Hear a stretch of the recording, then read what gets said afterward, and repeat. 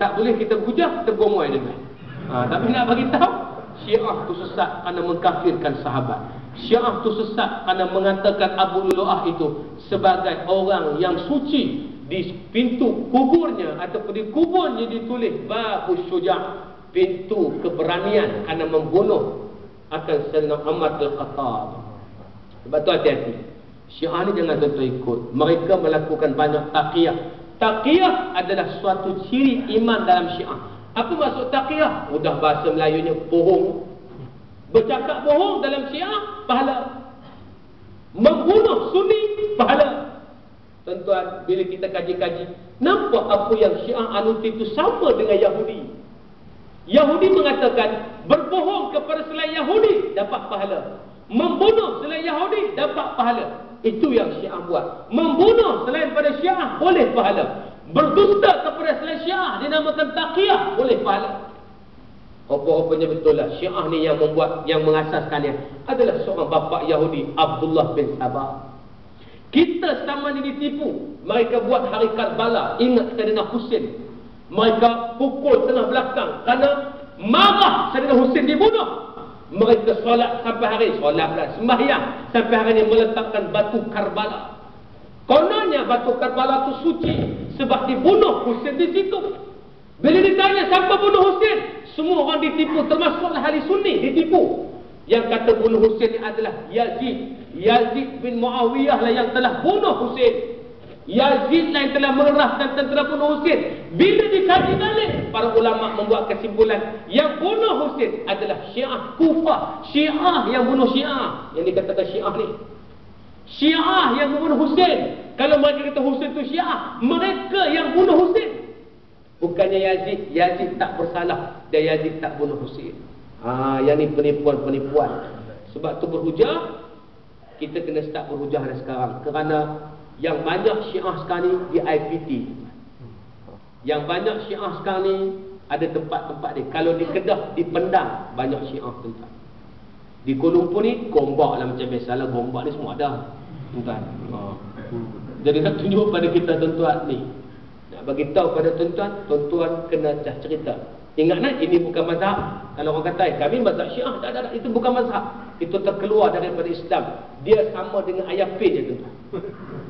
Sama, tak ada beza. Dia sama dengan kelompok Qadiani yang berada di Gombak juga tuan-tuan. Dia sama. Tak ada beza jauh.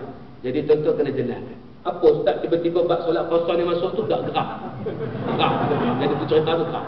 Jadi maknanya tak mau tuan-tuan terpengaruh dengan Syiah, tak ada. Kalau minat nak mutaah pun menikah 4 lah. Dah kerja petronas gaji banyak, menikah bagi 4. Tak ada masalah. Yang untuk mutaah tu pasal apa?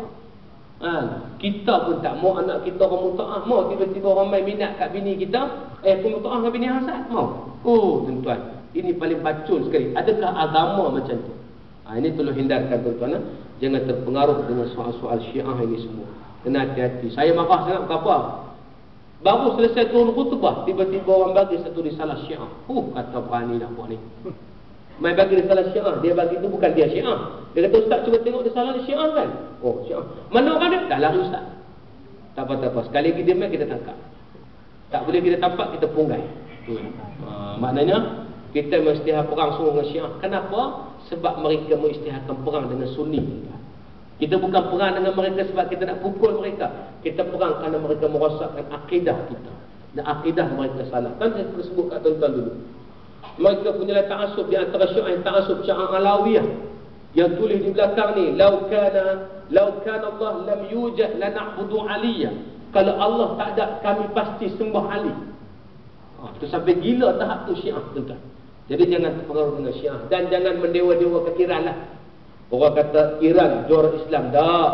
Amerika pandai. Dia tahu kalau dibiarkan Iran, maka orang akan tidak pandang pada Syiah.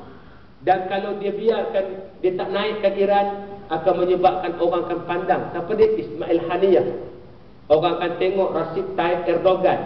Orang akan tengok Dr. Muhammad Mursi. Cara terbaik, naikkan Mahmud Ahmadinejad. Konon-kononnya Amerika nak perang dengan Iran. Sikit-sikit Amerika nak perang dengan Iran. Sikit-sikit Iran kutuk Amerika. Tapi sebenarnya ada agenda tersembunyi supaya Muhammad Mursi tak naik. Baru ni Muhammad Mursi pergi ke Tehran persidangan. Ulama, bukan ulama lah, orang-orang agama Syiah ni marah sungguh. Pasal dalam ucapan mula-mula disebut dah, nusalli wa nusallim ala habibina Muhammad sallallahu alaihi wasallam wa ala alihi wa ashabihi Abu Bakar, Umar, Osman, Ali. Sebut begitu. Mursi sebut puji Abu Bakar, puji Umar, puji Osman.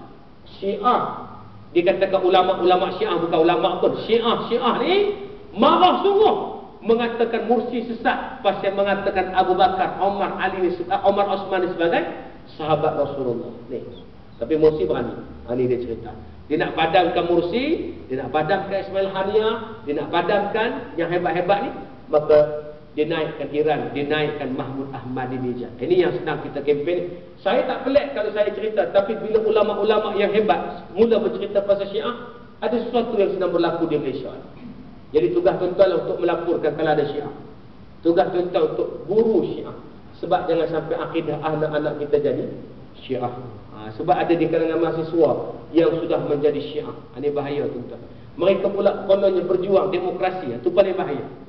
Yang paling takut sekali, mereka mula masuk dalam parti Islam, mereka berjuang dalam parti Islam, sedangkan mereka Syiah. Ini lagi bahaya. Tolong hati-hati terhadap benda tersebut tuan-tuan. Baik. Wallahu ta'ala alam. Masa kita tamat tuan-tuan. Tak ada habis lagi. Baru mukadimah. Dah lah 2 kali tak mari. 2 kali tak mari pasal Ramadan itu kebetulan raya dah. Tak ada mari. Kemudian bulan lepas cuti hari Malaysia tuan-tuan. Jadi tak boleh mari. Ni bulan ni baru boleh mari tuan-tuan. Ada persoalan. Seperti kata. Ada 10 minit.